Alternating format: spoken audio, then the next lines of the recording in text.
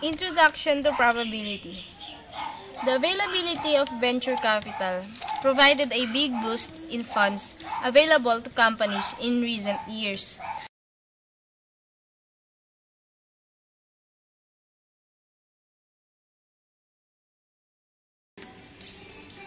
So, I'm going to put here letter A. Probability, the company will be chosen from California. We can see here the companies that receive venture capital. Here, yeah. Says here, of these 1,434 were to companies in California.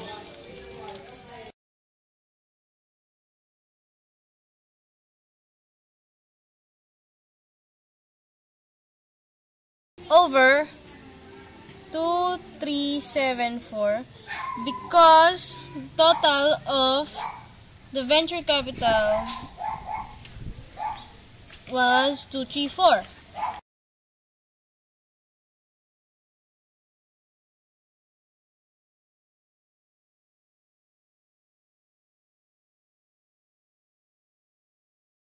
Next question will be, what is the probability the company chosen will not be from one of the 4 states mentioned? So, I'm gonna put in.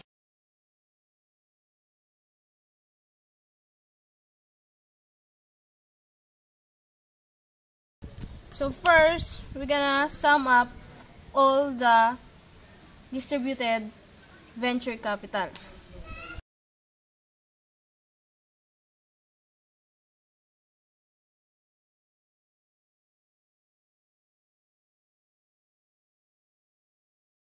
$1,434 plus 390 plus 217 plus 112 equals 2,153. Minus, we're gonna minus it to the total venture capital.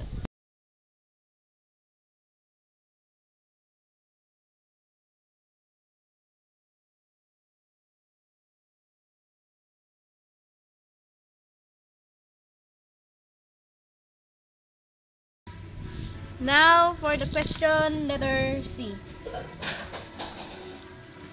What is the probability the company will not be in the early stage of development? It says here that 22% of the companies receiving funds were in the early stage of development. So,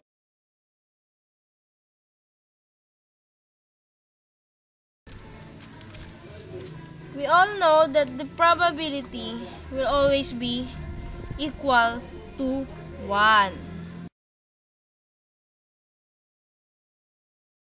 Minus 22%, 0.22.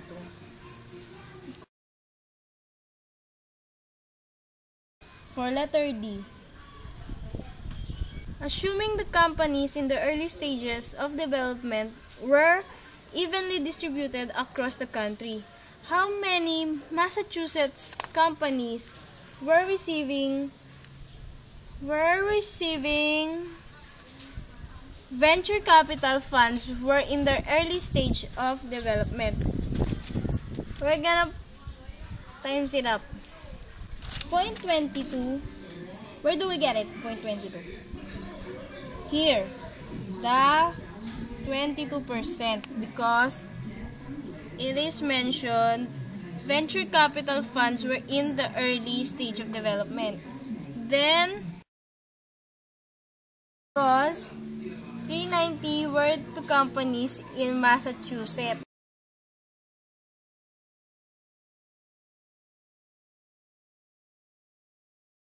Or approximately 86.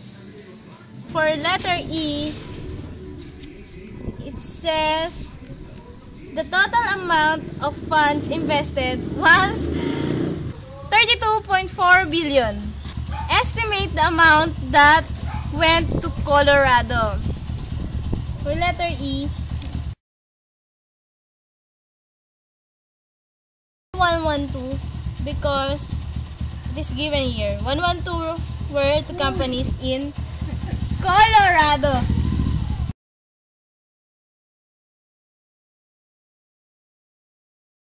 Was why 32.4 because it is given in the question.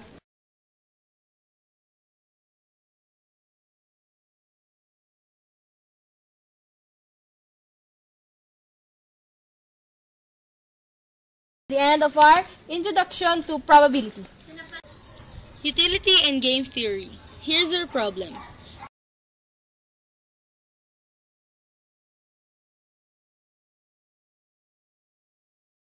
S1 is 20, S2 is 50, and S3 is negative 20. D2, S1 is 80, S2 is 100, and S3 is negative 100. For letter A, plot the utility function for money for each decision maker. For decision maker A, D1, D2, S1, S2, S3. Now for S1, we will see 20 here and we find it the payoff 20. And we can see 0.70. Now we will put 7. We'll just move the decimal one place. Now for D2, we'll see 80. Find 80, we'll see 95.99.5.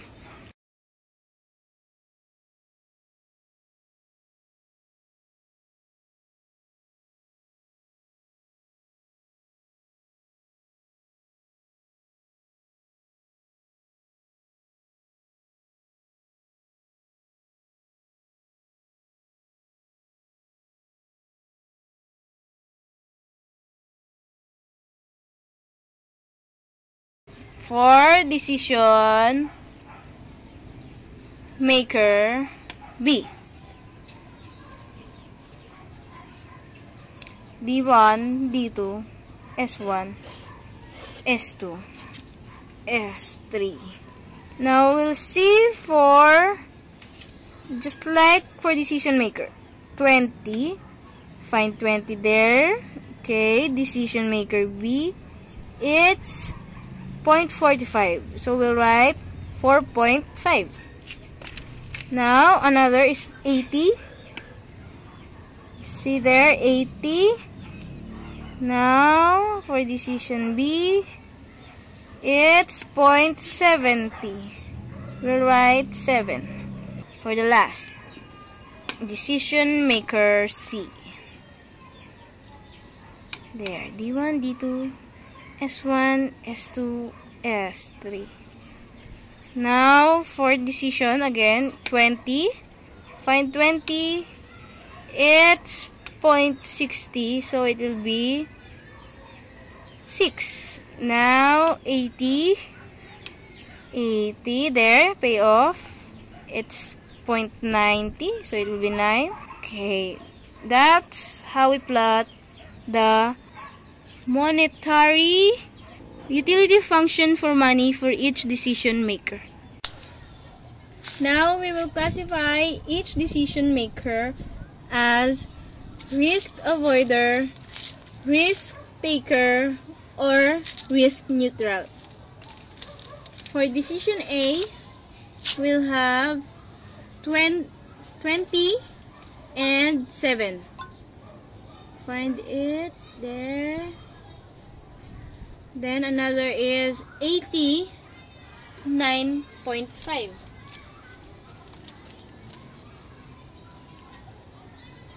Then 9 and 50.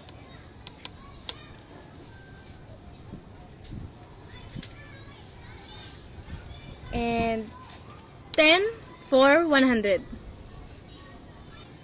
There, 10. Then 5 for negative 20. 5, negative 20, there. Then, negative 100 for 0. There. There.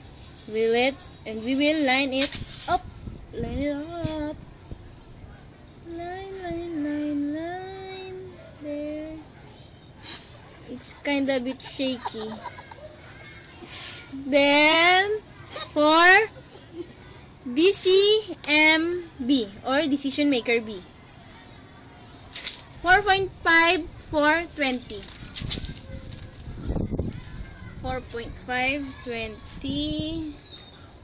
Then, 7 for 80.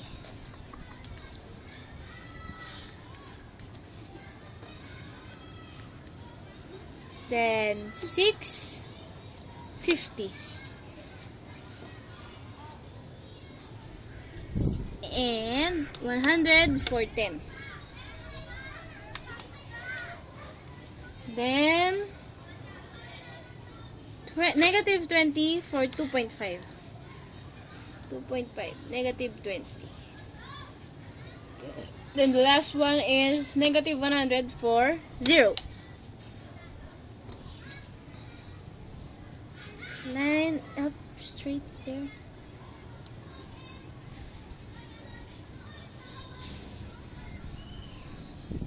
Six, 20. Then 9 for 80. 7.5 for 50. 10 for 100. Negative 24.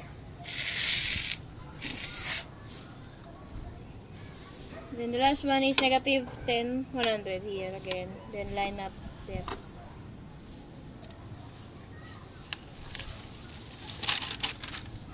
We will classify which is risk taker, risk avoider, and risk neutral just by seeing the line.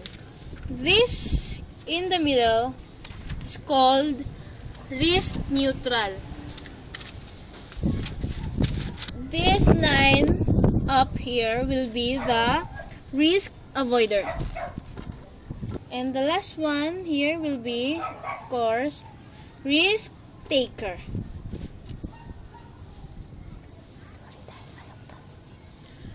Sorry for the ugly graph like that. It's look like, yeah. This will be the utility and the monetary value. Models of cost, revenue, and profit. Assume that the firm accepts the following price-demand relationship as being realistic. D is equal to 800 minus 10P, where P must be between $20 and $70. A. How many units can the firm sell at the 20% per unit price?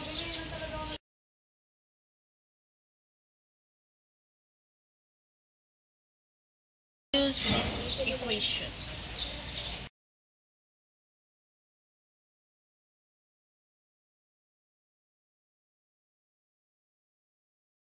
At 70 per unit price.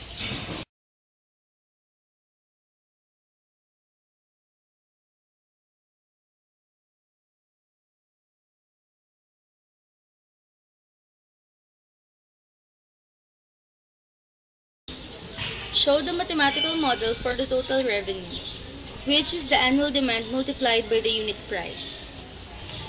It says here that the annual demand is equal to 800 minus 10P.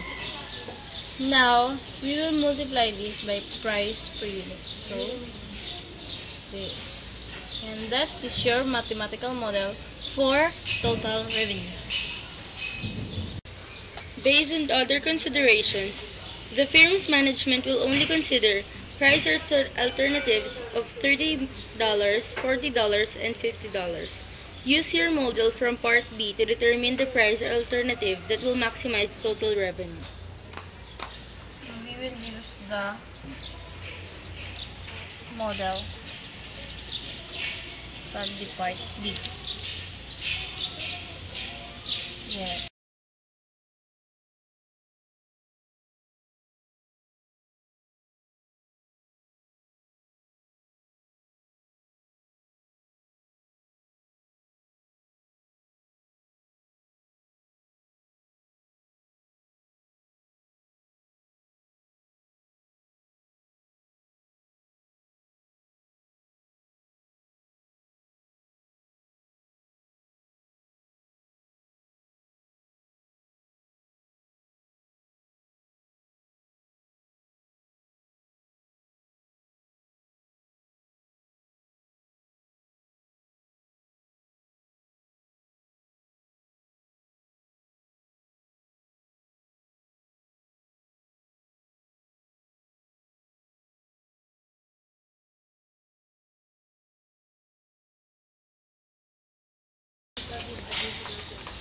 That's for the question letter C.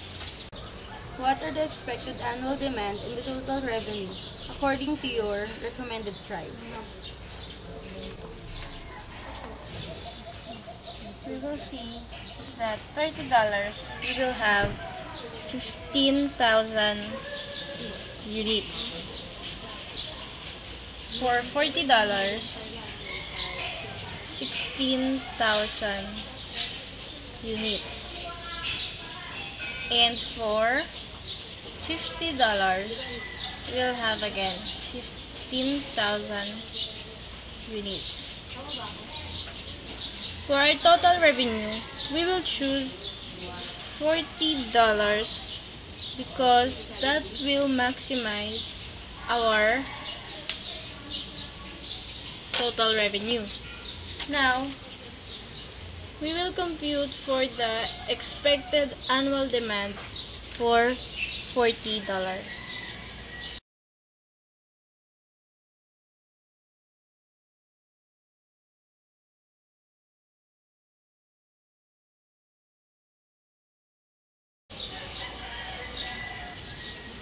$30 we will compute also. 30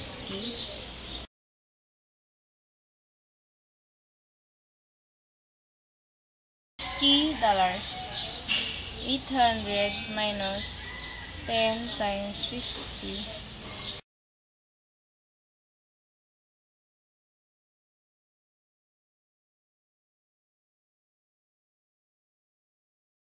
Now we will choose the expected value here, 40, because we choose $40 for 16,000 units. And for the annual demand, this is our total revenue. And this will be our annual demand for a product. The following examples are experiments and their associated random variables. Experiment A, we can see that take a 20 question examination. Its random variable is number of questions answered correctly. We can assume that an individual can answer a 20 question examination 18 points correctly.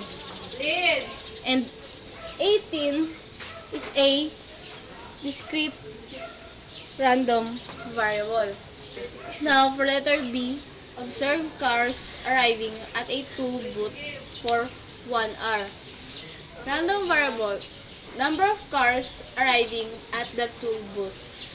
We can assume that there are 28 cars arrive at the toll booth, and 28 is a discrete random variable. Letter C, audit 50 tax returns. Random variable, number of returns containing errors.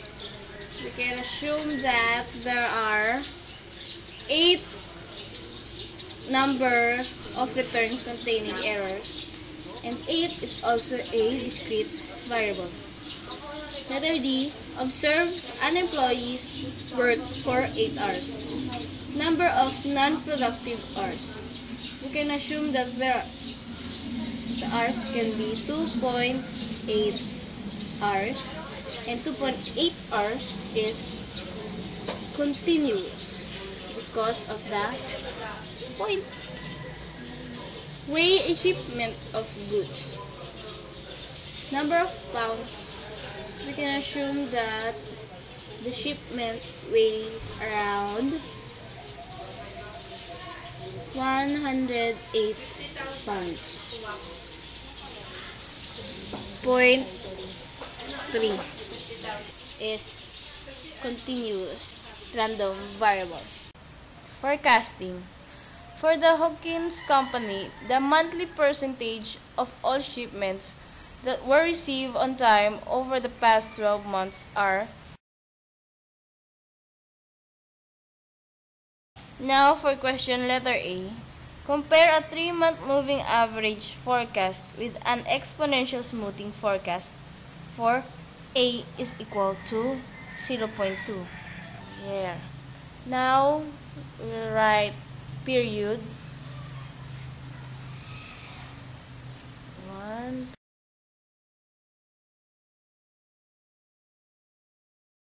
Now for data.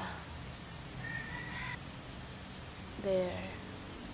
84, 83. And now we'll start the 3-month moving average forecast. First we will gonna do the first 3. Add the first 3 and add it.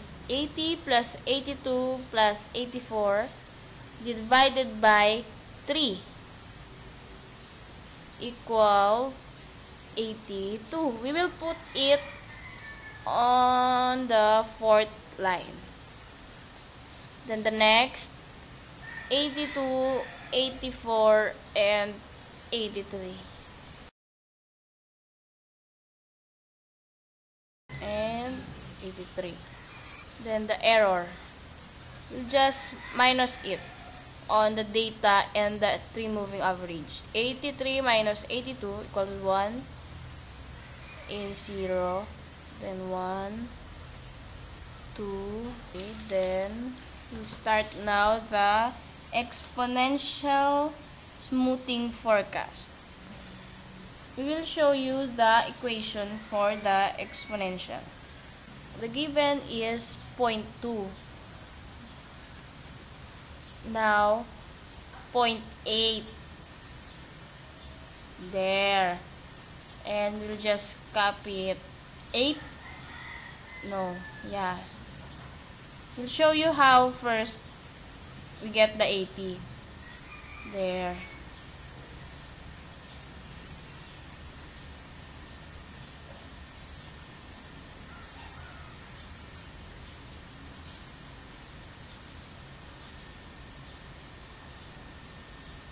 There. Then just go on down. Just do the formula. Now we will do the error. Just like what we did in the first error. We'll just minus it from the data given. To get the MSE, we will square all the error and divide it on the item of the error. 1 squared, 0 squared, 1 squared, 2 squared, 0 squared divided by 9 is equal to in 1. 1. Only 1. We will round it off. Now for the error of exponential smoothing.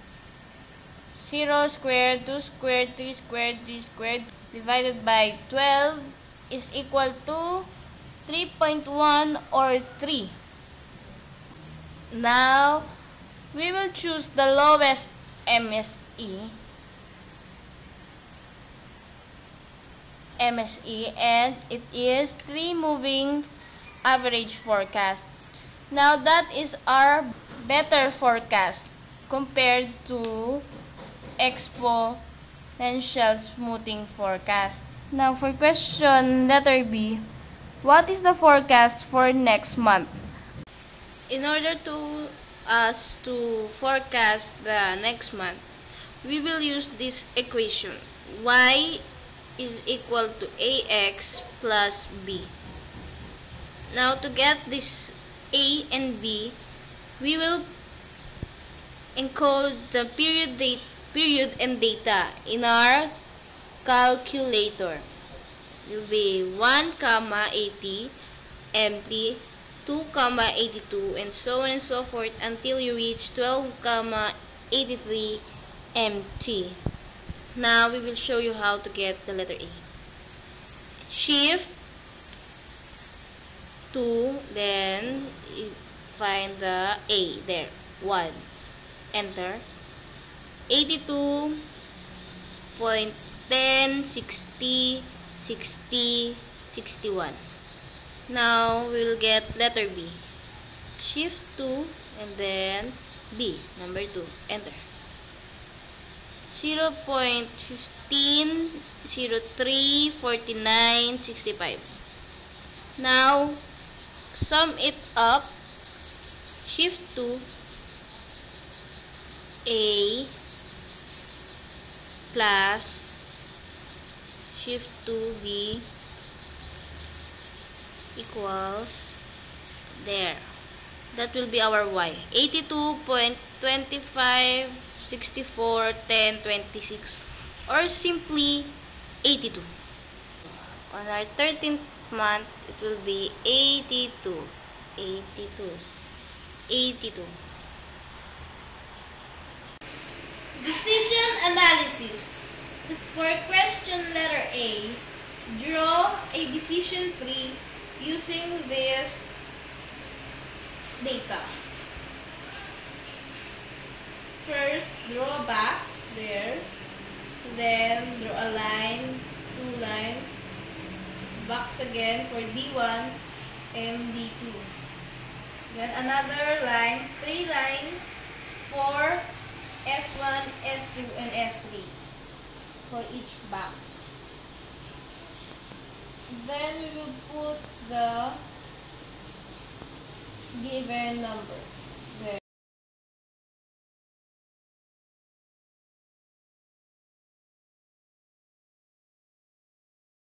And that is how you draw a decision tree.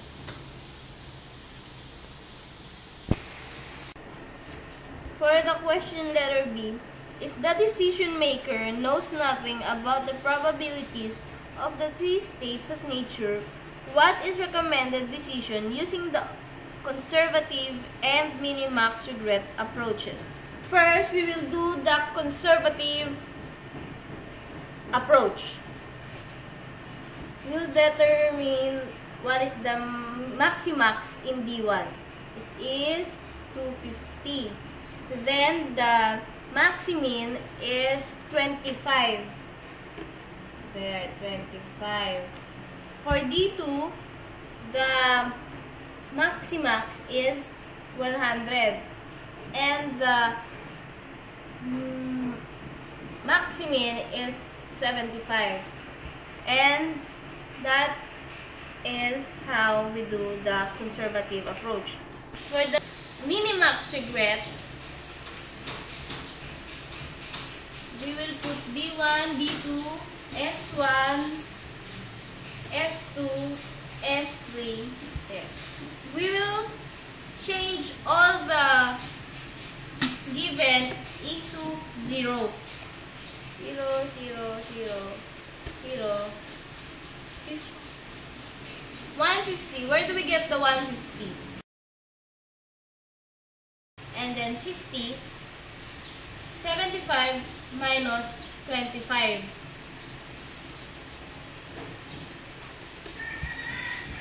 Now, we will choose 150. Using the conservative approach, we recommend the decision 2. And that is decision analysis.